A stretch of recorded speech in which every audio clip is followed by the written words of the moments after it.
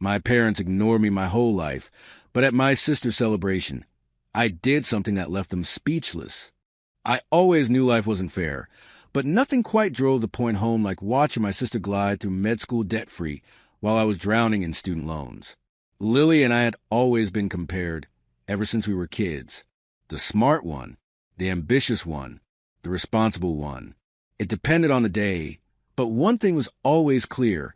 My parents saw Lily as an investment and me as an afterthought. My father had his own logic for it. You're a man, Ethan, you'll figure it out. Which, in translation, meant, we're covering everything for your sister and you'll fend for yourself. Don't get me wrong. I wasn't bitter. Or at least, I convinced myself I wasn't. But when you spend years watching one sibling get showered with support, tutors, gifts, and connections while you scrape by with side jobs and scholarships, something inside you hardens. Graduation came and went, and I should have felt proud. I was going to be a doctor. I had done it on my own. But instead of celebrating, all I could think about was a mountain of debt I had to climb while Lily was handed a golden parachute. And to make matters worse, our parents were throwing a massive party for her, like she had single-handedly cured cancer. I wasn't even sure why I was invited. Maybe as a prop. Look, here's our other child, also a doctor. But let's get back to talking about Lily. I was in the middle of debating whether I should even bother showing up when my phone buzzed. A text from my grandmother, Margaret. Asterisk proud of you, Ethan. Call me when you can. Asterisk. Unlike my parents, Grandma never played favorites. She was the only one who ever made me feel like I was worth something, even when I was just a scrappy kid mowing lawns to save up for things my sister got handed to her. If she wanted to talk, I'd make the time. I was about to call her when another notification popped up. Asterisk Dr. Thomas Caldwell. Need to speak with you. Urgent. Asterisk. I frowned at the screen, but didn't call. Instead, I tucked my phone in my pocket and grabbed a soda from the fridge, popping the tab with one hand as I paced my tiny apartment. The kitchen light flickered again, probably another issue with the cheap wiring. I made a mental note to call the landlord, knowing full well I'd never get around to it. The apartment was quiet, except for the distant sound of a siren a few blocks away and the occasional thud of my upstairs neighbor's questionable taste in music. I stared out the window at the street below, watching cars roll by, each carrying someone with a plan, somewhere to be, something to do. Meanwhile, I was standing here, stuck in limbo, wondering why I was even considering attending a party that would only remind me of every unfair hand I had ever been dealt. I dropped onto the couch, running a hand through my hair, when my phone buzzed again. Grandma. I sighed and finally called her. Ethan, she answered immediately. I was starting to think you forgot about me. Never, Grandma. Just long day. She hummed knowingly. I bet. Your sister's party tomorrow. Yeah. A pause. Then, and you're going? I hesitated. I don't know yet. She let out a sigh that somehow carried all the disappointment in the world. You do know you have a choice, right? You always have a choice. I frowned. It's not that simple. Isn't it? She countered. Because from where I'm sitting, it sounds pretty straightforward. You can either keep playing along with their little game, or you can start thinking about what's best for you. I leaned back, staring at the ceiling. The paint was chipped in one corner, a little reminder of how I'd accidentally knocked a hole in it while trying to kill a spider a few months back. The kind of thing I never got around to fixing, just like a lot of things in my life. Grandma's voice softened. I know you, Ethan. You've always put your head down and worked hard. But at some point, you have to ask yourself, when is it your turn? I stayed silent, fingers tightening around my phone. My mind flashed back to every holiday, every family gathering, every moment where I had to play the role of the other child, while Lily got the spotlight. And now, I was expected to stand there and clap for her one more time while my own struggles were ignored. Just think about it, Grandma said, softer now. And whatever you decide, just know I'm proud of you. I swallowed hard. Thanks, Grandma. We said our goodbyes, and I set my phone down, staring at it like it might give me an answer. Then I got up, grabbed my keys, and headed out. I needed a drive. I needed air. And more than anything, I needed to figure out what the hell I was going to do next. Driving through quiet streets that night, I couldn't shake the feeling that no matter what I did, I'd always be second place in my own family. It had been that way since I was a kid. Lily was a golden child from the start. The one who got the fancy dolls, the designer clothes, the ballet lessons. I got whatever hand-me-downs were still decent enough to wear. If she wanted something, it magically appeared. If I wanted something, I had to figure out a way to get myself. I learned young that asking for anything was pointless. My parents always had the same response. We don't have extra money for that. But somehow, there was always extra money for Lily. It all became clear when I was 7. One afternoon, my parents sat me down in the living room and told me I'd be moving in with Grandma Margaret. They sugar-coated it. Said Grandma was getting older and needed someone to keep her company. That she had a big house with a backyard, and I'd love it there. Even at 7, I wasn't stupid.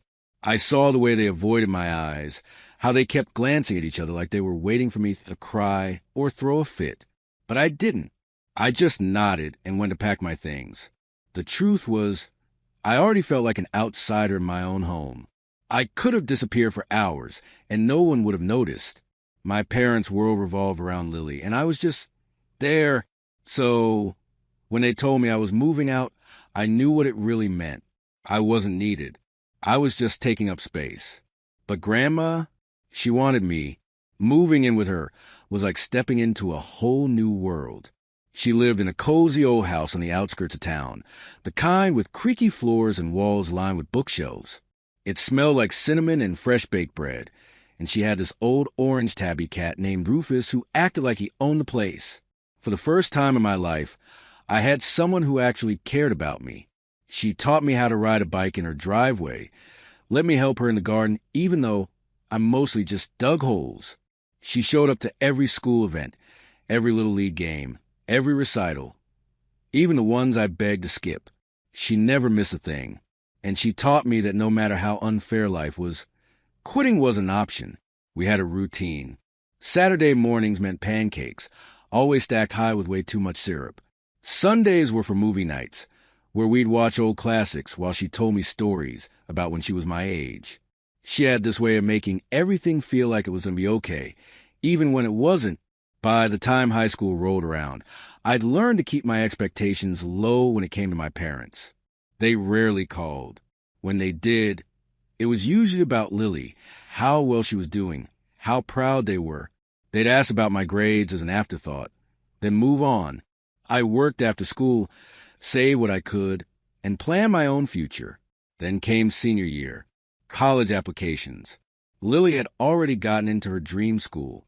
My parents threw a dinner party to celebrate, spent a whole night gushing about how proud they were, how bright her future looked.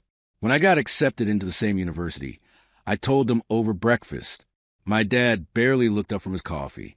He just nodded and said, "That's great, but you know we can't afford to pay for 2 kids." And just like that, I knew I was on my own. I told myself I expected it, that it didn't matter. But later that night, I sat in my room staring at my acceptance letter, feeling like someone had punched me in the gut. Then Grandma knocked on my door. She sat beside me on the bed, took my hands in hers, and said, "You're going to that school." I tried to argue, to tell her I couldn't afford it, but she shook her head and pulled out a small velvet box. Inside was an old, beautiful pocket watch. "My grandfather's," she said, her voice thick with emotion. "It's been in our family for over 100 years. I didn't understand what she was saying at first. Not until she told me she was selling it, along with a few other things she had kept over the years. Some antique jewelry, a few rare collectibles. Enough to pay for my first year of school. I told her I couldn't let her do that it wasn't fair. She just smiled, tucked my hair behind my ear like she used when I was a kid, and said, "Fair's got nothing to do with it." She was right. It never did. That first year of college, I worked as much as I could, bartending, tutoring, anything that would put money in my pocket. I didn't want Grandma to sell anything else. I took out loans, stretched every dollar, and made it work. Meanwhile, my parents were busy furnishing Lily's off-campus apartment, making sure she had the best of everything. I never once got a care package, a check in the mail, not even a "How are you holding up?" text. But every Sunday night, without fail, Grandma called. And for a little while, everything felt okay. As I sat in my car that night, gripping the steering wheel so hard my knuckles turned white, I realized how different my life would have been if I hadn't had her.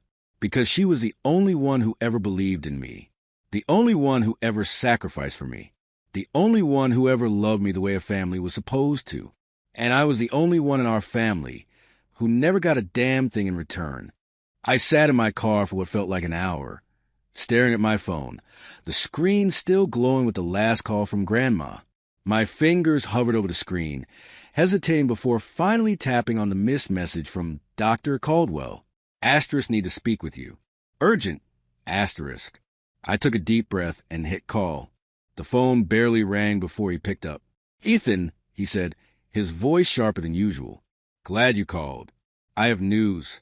Big news." My stomach twisted.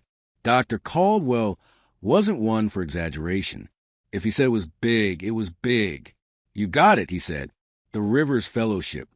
For a second, I thought I misheard him. The Rivers Fellowship.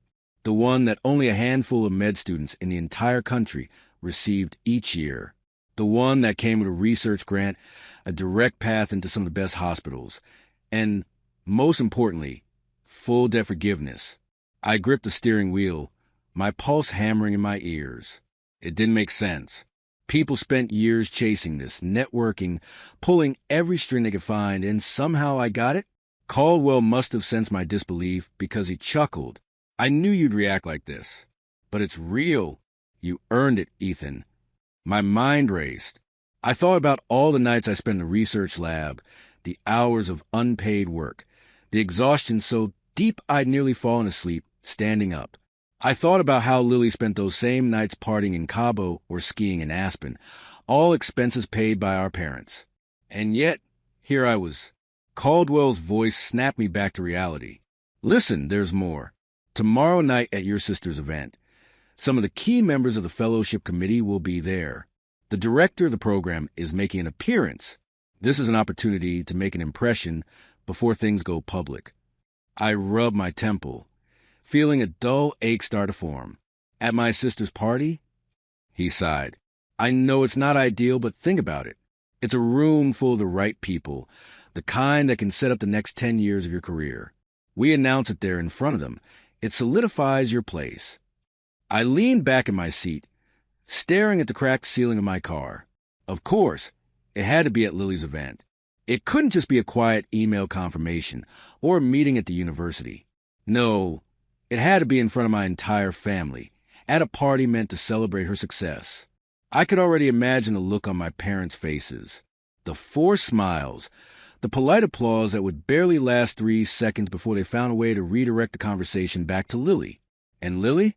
She'd be furious. Not openly, of course. She had too much practice in playing the perfect daughter. But she'd find a way to remind me that this was her night. I ran a hand through my hair, thinking back to every time she'd effortlessly stolen the spotlight. Every birthday where her gift was twice the size of mine. Every holiday when she got the latest gadgets while I got socks. Every time my achievements were a footnote in the grand saga of Lily Walker, the family's golden child. And now, I had a chance to change that. I took a deep breath, my grip on the steering wheel loosening. The weight of student debt that had hung over my head for years suddenly felt lighter. This wasn't just some award. It was my way out, my way forward. But was I ready for fallout? I turned on the radio, trying to distract myself. An old rock song played, something from my high school days. I let it fill the silence, my mind still spinning. I thought about calling Grandma back, but I already knew what she'd say. She'd tell me to take the opportunity, to stop worrying about what my parents would think, to finally step into my own life without looking over my shoulder. She was right. I checked the time. It was late, but not too late for drive-through coffee. I needed to clear my head before making a decision I couldn't take back. I pulled into the nearest 24-hour diner, A relic of the past with flickering neon signs and a parking lot filled with long-haul truckers and exhausted night shift workers. The kind of place where the coffee was strong, the pancakes were cheap, and no one asked questions. I slid into a booth, ordered a black coffee, and stared at my phone. One text from Caldwell, one from Grandma, and, of course, one from my parents. Don't be late tomorrow. No, looking forward to seeing you. No, how are you? Just a reminder not to mess up Lily's big moment. The waitress dropped off my coffee with a knowing smile, like she'd seen 100 guys sit in this exact spot, staring at their problems at 2 a.m. Rough night? She asked. I let out a half laugh. Something like that. She nodded, topped off my coffee without asking, and walked away. Maybe I should have stayed in that booth forever. Just me, my coffee, and the promise of a debt-free life waiting on the other side of tomorrow. But I already knew the answer. Tomorrow, I was going to that party. And for the first time in my life, I wasn't going to stand in Lily's shadow. Because for the first time in my life, I was about to step into the spotlight. And I had no idea how my family was going to take it. Walking into the restaurant, I knew exactly what kind of night this was going to be. The place was high-end, the kind where they charge you for breathing too long inside. Crystal chandeliers, white tablecloths, and a wine list so long it looked like a college thesis. The kind of place my parents loved to show off in. Everywhere I looked, there were banners, framed photos, and floral centerpieces that all had one thing in common: Lily's name. Congratulations, Dr. Lily Walker. Her name was on everything. The napkins, the party favors. Even the ridiculous cake had her name piped in gold lettering like she had just won a Nobel Prize. I scanned the room, looking for anything that acknowledged I had also graduated from med school. Nothing. No mention. No second banner. No quiet. Oh, and Ethan too. Just Lily, the one and only Walker child who apparently mattered. I wasn't even surprised. Just tired. A server walked by, offering champagne. I took a glass and moved toward the edge of the room, where I could observe without having to engage. Across the room, my parents were holding court with a group of guests, laughing and nodding in sync with whatever impressive thing Lily was saying.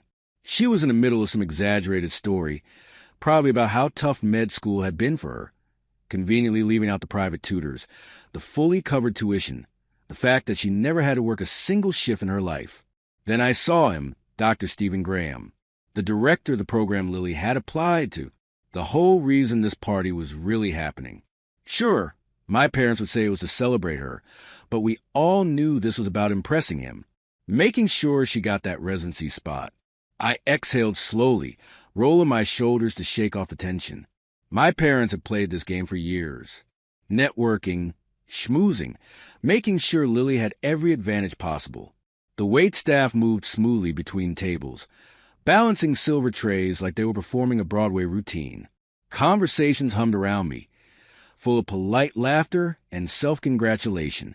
I caught a glimpse of Grandma near the back of the room, sitting at a small round table away from the crowd.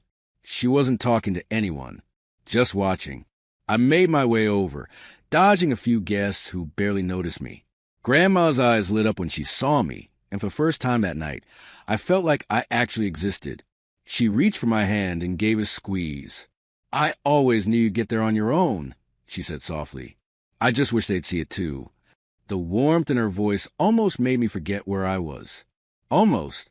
But then, right on cue, my mother appeared beside us, wearing her usual too-wide party smile. There you are, Ethan. Can you do me a favor? Some of the tables still don't have menus. Just double-check, will you? I stared at her.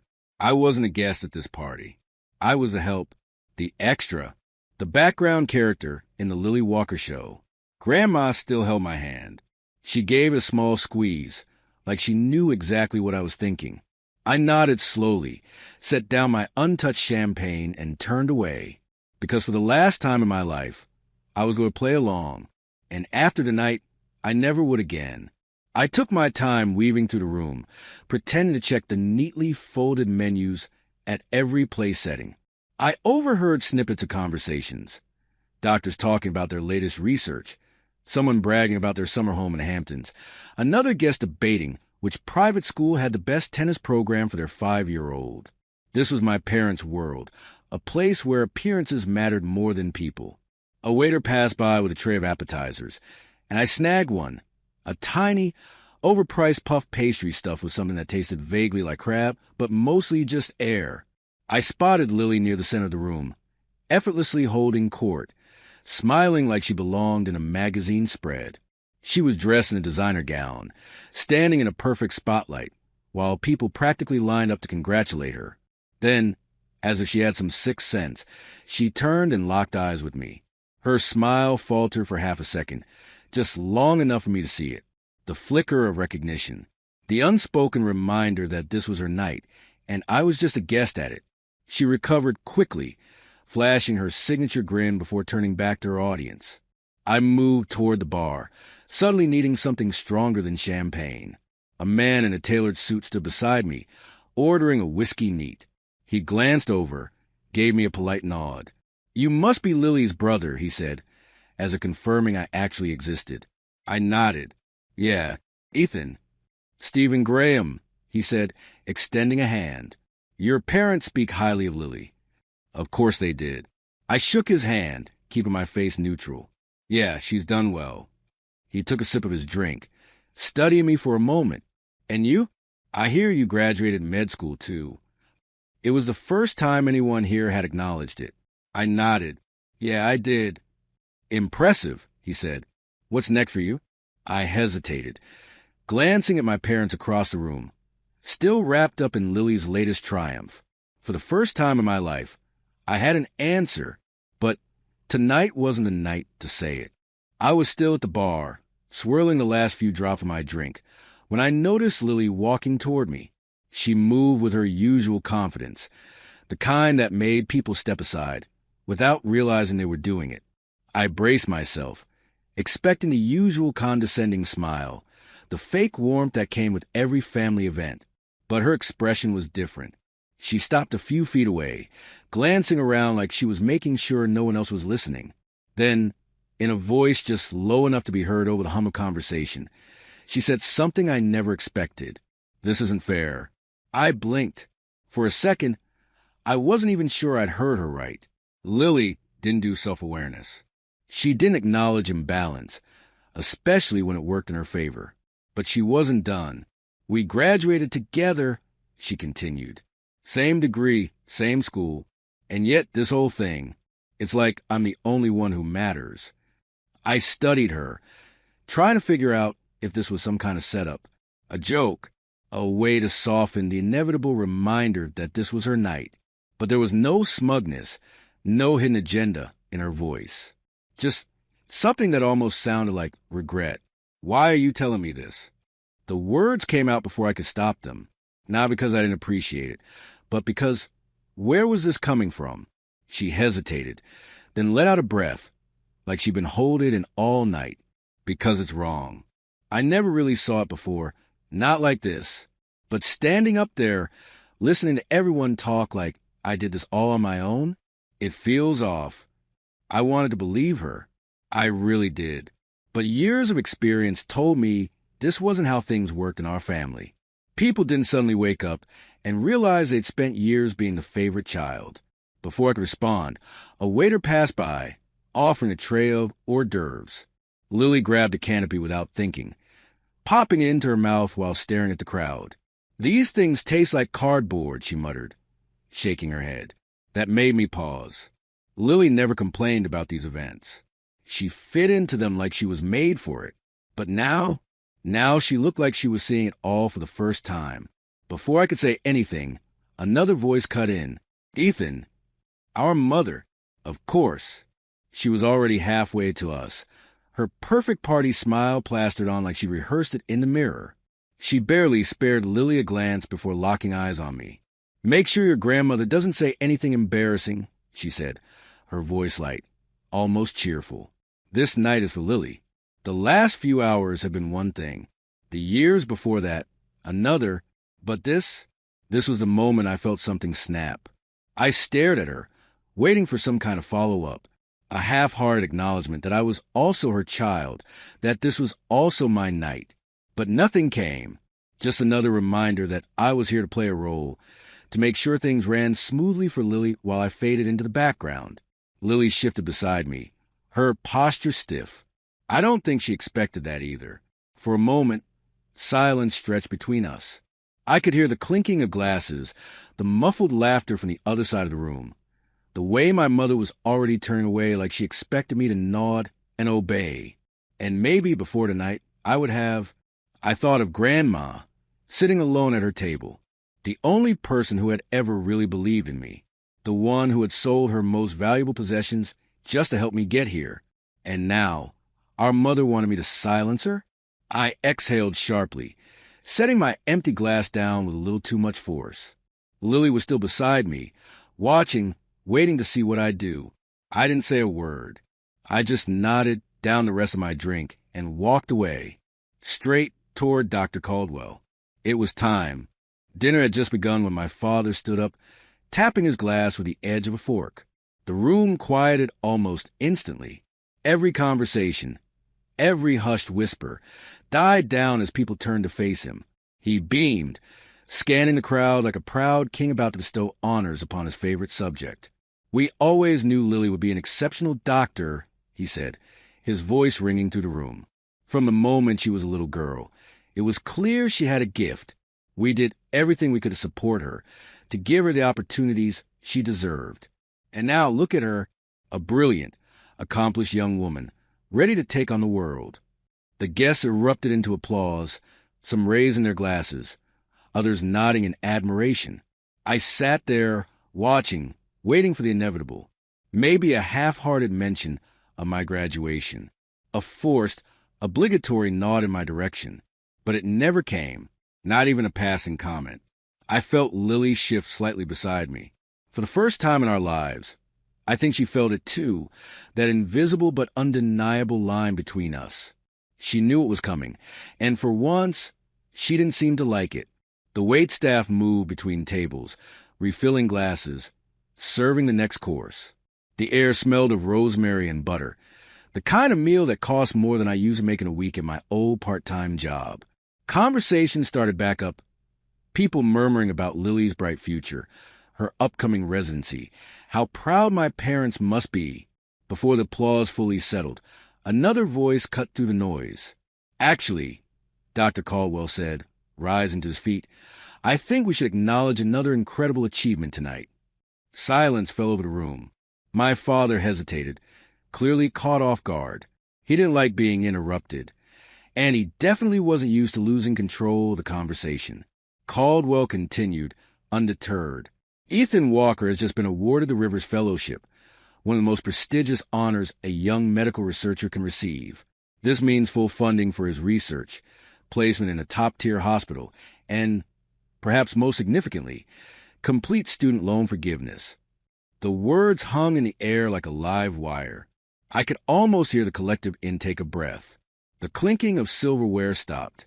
Glasses hovered midair, forgotten. For the first time in my life, a room full of people were seeing me not as Lily's brother, but as someone who had done something entirely on his own. Lily turned her head toward me, eyes slightly widened. Even she hadn't seen this coming. My mother blinked, her carefully curated expression faltering just a little. My father's jaw tightened, his fingers still gripping the edge of his champagne glass. And then there was Grandma, sitting at the far end of the table, a knowing smile on her face, as if she had been waiting for this moment all along.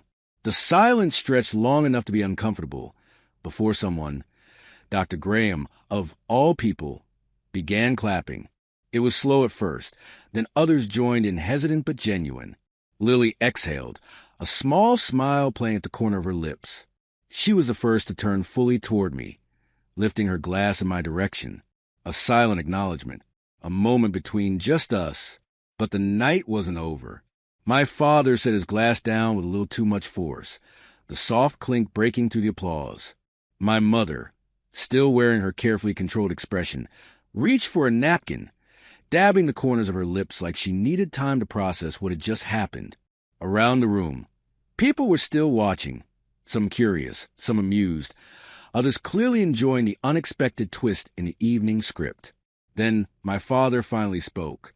"So, Ethan," he said, voice steady but laced with something I couldn't quite place, "tell us more about this fellowship." And just like that, all eyes were on me. The night was far from over. The shift was almost immediate. One moment. The entire evening was revolving around Lily. My father standing at the head of the table delivering his perfectly rehearsed speech. The next, the spotlight had swung in my direction, and no one seemed to know what to do with it.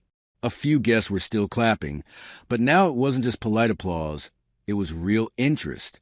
Conversations that had previously been about Lily's future were now redirected, murmurs passing through the room like a ripple effect. And then, one by one, they started coming toward me. Dr. Simmons, one of my old professors, the same one who had barely acknowledged me in class, was suddenly all smiles. He clapped a hand on my shoulder like we had been close all along. "Ethan, I had no idea you were working on research at that level. What's your focus?" Before I could answer, another professor, Dr. Patel, joined in. "The Rivers Fellowship is no joke. You must have some impressive work. I'd love to hear more about your studies." I took a sip of water, stalling for just a second. It was surreal. These were people who, until now, had always directed their attention elsewhere, towards students with connections, students with famous last names, students like Lily. Now, suddenly, I was someone worth knowing. And that wasn't all. Out of the corner of my eye, I saw Dr. Graham, the very man my parents had spent the entire evening trying to impress for Lily, watching me with clear interest. He wasn't even pretending to pay attention to my sister anymore. Instead, he leaned slightly toward me, his expression shifting into something that looked a lot like curiosity. For the first time in my life, I had their attention, not because of my parents, not because of my last name, but because of me. And my parents, they looked like they had been hit by a truck. My mother was the first to regain composure. She smoothed the fabric of her dress, forcing a smile as she stepped toward me. "Why didn't you tell us?" I set my glass down and met her gaze, keeping my voice even. "Did you ever ask?" That stopped her, just for a second. Her lips parted slightly, as if she was about to respond, but then she hesitated, because we both knew the answer. She had never asked. Neither had my father. They had been so focused on Lily's future, so consumed with making sure she succeeded, that they never stopped to consider that I might have ambitions of my own. My father cleared his throat, stepping in to salvage the moment. "This is a big deal, son. We're proud of you." The words sounded forced, like he was trying them on for the first time. "Thanks," I said, not bothering to pretend I believed him. A waiter passed by, offering a tray of hors d'oeuvres. I grabbed one without thinking, barely registering what it was. Something overpriced and tasteless.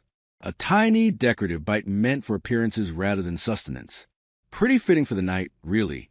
Meanwhile, Lily stood frozen in place, still absorbing everything. For once, she wasn't the center of attention. She wasn't sure whether to be relieved or annoyed. A few feet away, Dr. Graham finally spoke. "Ethan, I'd love to set up a meeting with you next week," he said. "Your research sounds fascinating." I didn't miss the way my father's jaw tightened at that. This was the man they had spent years trying to impress. The man who was supposed to open doors for Lily, to fast-track her success. And now he was talking to me. I nodded, keeping my tone neutral. "I'd be happy to." My mother opened her mouth, probably to try again, but before she could, I felt a familiar hand wrap around mine. "Grandma!" She gave my hand a gentle squeeze, her eyes filled with something deep and knowing. "I always knew this day would come," she whispered, just loud enough for me to hear. And for the first time in my life, I believed it too. 2 weeks later, I was standing in my tiny apartment, surrounded by half-packed boxes, the walls looking bare for the first time in years. The move to New York was happening. The next chapter of my life was waiting. And for the first time, I wasn't walking into it with the weight of someone else's expectations on my shoulders. I had just sealed up the last box when I heard a knock at the door. I wasn't expecting anyone, but when I opened it, Lily was standing there. She hesitated for half a second, like she wasn't sure she should actually be here. Then she stepped inside, looking around at the mess of moving boxes. "So, it's really happening," she said. Not a question, just a statement. I nodded. "Yeah, it is." She was quiet for a moment, then finally looked at me. "I want to say something before you go." I waited, letting her find the words. Lily was never at a loss for them, but tonight, she seemed to be choosing them carefully. "I know Mom and Dad always gave me more," she admitted. "And for a long time, I just accepted it. I never really thought about what that meant for you. But standing in that room the other night, watching everything shift, I finally got it.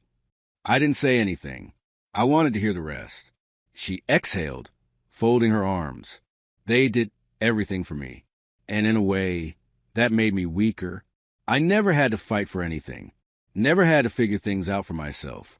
You did." She swallowed hard. "And you became stronger because of it." It was the first time she had ever acknowledged it. The first time she had looked at me and seen me for who I really was, not just as her brother, the extra, the one who filled space but never took up too much of it. "I don't know what's next for me," she admitted, "but I think I need to figure out on my own. No more shortcuts. No more expectations. Just me." I studied her for a second, then nodded. "You'll be fine." She smiled, a real one this time. "You too." We didn't hug, didn't make some big, dramatic gesture. We weren't those people. But when she left, I knew something had shifted between us. The competition, the resentment. It was over. We weren't rivals anymore. We were just two people, walking our own paths, finally free of the weight we had carried for so long. The move to New York was a blur of long nights and paperwork. The new apartment was in the city, small, expensive, but mine. I barely had time to unpack before my residency started, throwing me into a world of sleepless nights and impossible cases. It was everything I had worked for, everything I had fought for. 5 years later, my name was well known in medical circles. People who had never looked twice at me in med school now quoted my research, referenced my work in neurosurgery. I had a 6-figure salary, a home in the heart of Manhattan, and a life I had built entirely on my own terms. I woke up every morning in an apartment that overlooked Central Park. My wife, brilliant, driven, and the kind of person who called me out when I got too lost in work, was still asleep, her hand resting on my arm. The smell of coffee drifted in from the kitchen, a reminder that I wasn't the only one awake in the house. Life had changed in ways I couldn't have imagined. My parents had tried to reach out a few times over the years. Awkward phone calls, polite emails, but I had no interest in rewriting history with them. I kept my distance, and they learned to live with it. Lily and I, though, we figured it out. She had carved out a career for herself, not as celebrated as mine, but one she was proud of. We saw each other a few times a year, had dinners with our spouses, shared stories about work and life. The past was still there, but it didn't define us anymore. But the one person I never stayed away from? Grandma. She was still in the same house, still sitting on her porch with a cup of tea, whenever I visited. Only now, she didn't have to worry about bills or repairs. I made sure of that. One evening, as I sat with her, watching the sun set over her backyard, she reached over and patted my hand. "You did it, Ethan," she said, "and you did it on your own." I looked at her, then out at the world I had built for myself. She was right. I didn't need my parents' approval. I never did. And for the first time, I truly understood the freedom that came with knowing that.